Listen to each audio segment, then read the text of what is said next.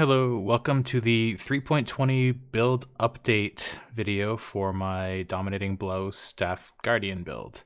This is not the full build guide. Please refer to the build guide in the links in the description, as well as the previous update video. We've once again dodged basically all nerfs. So this video is going to be pretty much entirely in path of building. We don't really need to show any gameplay here. There's lots of gameplay in the previous videos if you want to see them. So the first major update here is that I've added a new gear set into the item sets. This is what I'm calling aspirational gear. This is my actual gear from 3.19 Lake of Calandra. If you want more realistic gear, you can look at one of the realistic gear sets here. So this gear took me about 4 weeks-ish to obtain in League, in Trade League. I play on and off roughly 3 to 4 hours a day when I am playing. Some days I skip. I have a full-time job outside of this game, so I don't get to play all day. I'm not a full-time streamer or full-time content creator. So this is a good example of the kind of gear that you should be aiming for if you want to have a sort of completed character with this build. So the major upgrades that I'm still missing here are, if this staff were Shaper influenced, there's a prefix it could roll, which is very rare, but it could roll, which gives socketed skills deal 20% more attack damage, and that does affect minion skills if they are minions that attack. And then in my skill gems, which I've also added a section for my actual gems, for my actual character, these two here, these Endgame and Endgame Awakened gems, are sort of more like perfected versions. These are theoretical. This is what I actually had in 3.19. So the other big upgrade that I'm missing here is my Phantasmal Dominating Blow is only level 20, and I just had to do a quick cut in the video because I actually noticed that this was set to default because I think I was experimenting with the numbers, but I do have a Phantasmal Dominating Blow. It's only level 20. I never got a level 21. I corrupted at least 30 of these gems during the league, and I never hit level 21. This is a pretty big upgrade if I were to get it. Like if I hit level 21 here, that goes up by quite a bit of damage. It's 1.5 million. In my total DPS. So that's a lot. That's a big upgrade damage. And then there's a 20% more mod on the staff that I'm missing. So there's still a lot of room for growth on this character. The next big update is I have massively expanded the notes section here. Obviously, you don't need to read this whole thing, but it's there if you want to read through it. I now have links to the video guides as well and the updates. Some of these are going to be added later. One of the new things that I've added is a dedicated Animate Guardian section, which is down here. And this kind of explains which gear to use early on when you just have a very low budget. You can only put a few chaos into your Animate Guardian, and then what to use when you have a high budget Animate Guardian. And the big changes here from the patch are that one, Kingmaker is likely going to be way more expensive, like way more expensive. So in that case, we just use Dying Breath for longer. And in order to facilitate that in the configuration tab, I already had these Animate Guardian gear bonuses typed in here, and I've added Dying Breath here now. So if you wanted to enable Dying Breath, you would take off the special character at the start of this line, and you would disable Kingmaker by putting special characters at the start of these lines, because these are for Kingmaker. And you can see it's a pretty significant nerf if you're not using Kingmaker. So that is a pretty big change. The next big update for Animate Guardian is something I didn't think about last time I was making a video on this, is that you could combo Ghost Writhe with Mask of the Stitch Demon. Ghost Writhe converts a lot of your Guardian's health into Energy Shield, and then Mask of the Stitch Demon causes it to regenerate health based on Energy Shield. This makes your Animate Guardian more vulnerable to one-shots, but it's pretty safe from those regardless, unless it's something like a Cirrus Meteor. But this combo alone gives a max level Animate Guardian about 20,000 HP per second regen, or 20,000 life per second regen on a max level Animate Guardian, which is just insane. Nothing will ever kill it with damage over time. Another thing is that in the previous update video, I mentioned Gruthkul's Pelt is usually a 1 chaos item. That turned out not to be true in 3.19. Early in the league, it was about 100 chaos. It stabilized around 45 chaos, which is pretty reasonable. So obviously it's expensive early on. It's still basically the best option for the budget that it's at.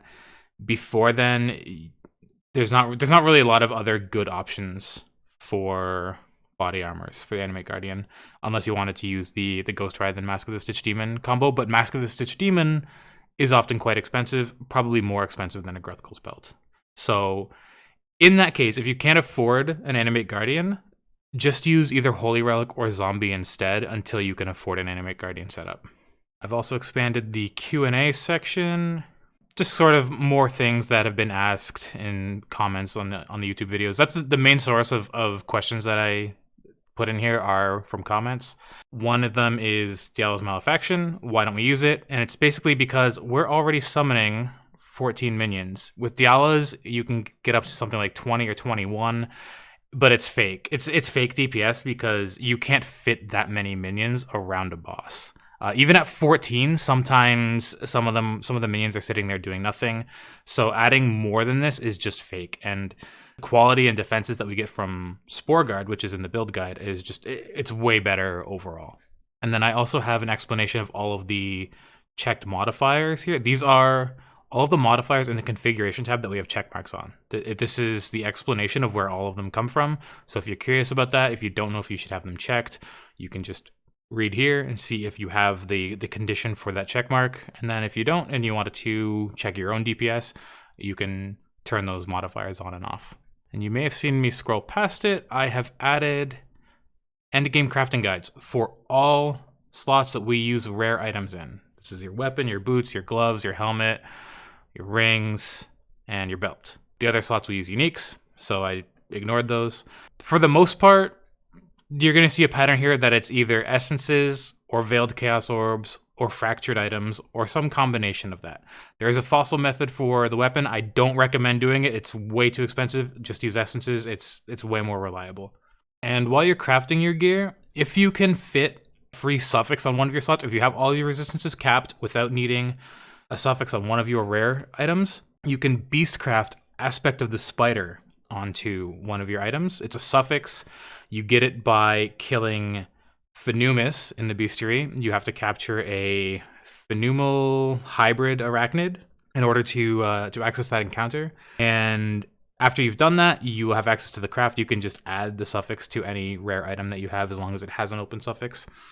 And Aspect of the Spider is a lot of extra damage. If I go into skills, here's Aspect of the Spider. If I disable it, we go from 15.4 million to 14.3. It's a lot. It's quite a lot of damage. However, it is also additional mana reservation. So the way that I've made up for this is making sure you have this mana reservation wheel, which we already had in the original guide.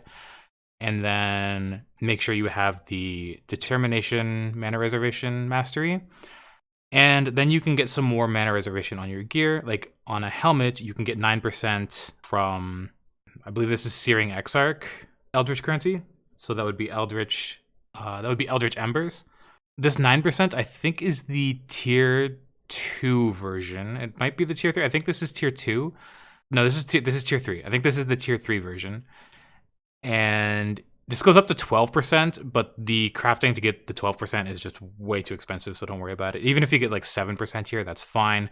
If you still need more mana reservation, then you could go for an aura reservation enchant on your helmet. You can see here I have Dreadbanner Aura Effect. The Dreadbanner Aura Effect is our best helm enchant. You can fit it, but if you need the mana reservation, then go for it. Get either Pride has better mana reservation efficiency, or Determination, or Skitterbots. Just any aura that you run, that should give you enough mana reservation to also run Aspect of the Spider, which is a significant increase in our DPS.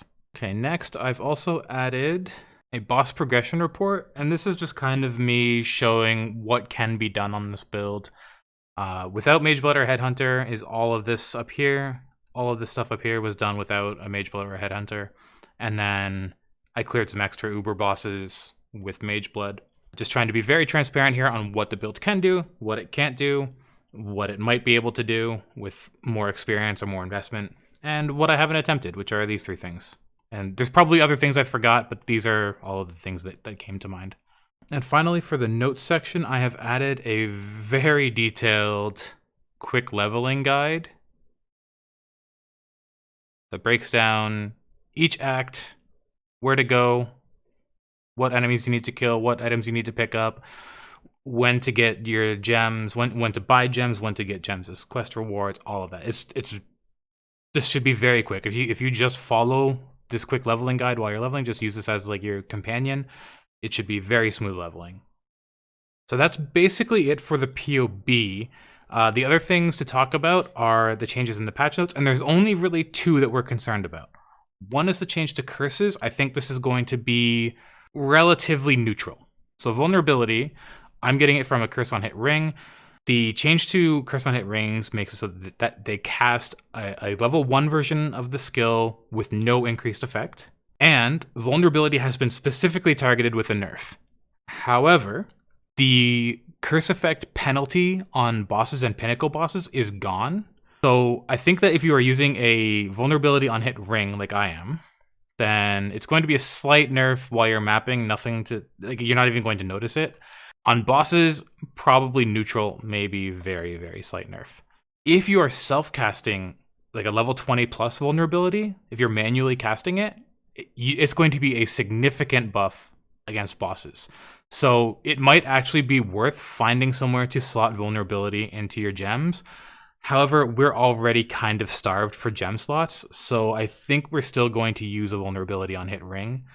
But if you maybe don't want to use Convocation, although I highly recommend using Convocation, something easier that you could get rid of would maybe be the faster attacks link on your Leap Slam. If you didn't want to use that, you could throw in vulnerability there. If you can find somewhere to fit vulnerability in your build and you don't mind manually casting it, it's going to be a significant buff to DPS. And the very last thing to talk about in the patch notes is the monster mods that can be stolen by Dominating Blow. And this is going to be a very minor change either way. Last time I talked about how the new mods might be better or worse. It turned out that they were worse. Now they're changing the mods again. Again, they might be better or worse. We don't know. When Dominating Blow kills a rare enemy, it creates a rare Sentinel of Dominance that has that enemy's mods. Based on what they've told us so far, it sounds like it'll be worse. It doesn't really matter. You only get one of those Sentinels. It's only while you're mapping. It doesn't affect like pinnacle bossing at all. It's a pretty irrelevant change. The only times you ever notice, really, when you have this rare minion is if you either have the Energy Shield aura, which right now comes from Arcane Buffer, which is an aura that gives about 5,000 Energy Shield, so it's very noticeable, or if you have the Hasted aura, which just comes from enemies that have hasted, because it makes you a lot faster. Other than that, you pretty much never notice when you even have one of these. So maybe the new mods will be better, maybe they'll be worse. We don't know. And that's everything for this update. If I think of anything else, I will add it into the description, or if there's a lot that I think about that I've missed here, I might make an addendum video to add to this. So I'm going to leave it there. Again, I have some more videos coming over the next few days probably. Good luck on your league start in 3.20. If you decide to start with my Dominating Blow build guide, then let me know how it goes. I always love hearing feedback. Anyway, that is it for now. Again, good luck in the league start, and have a great day.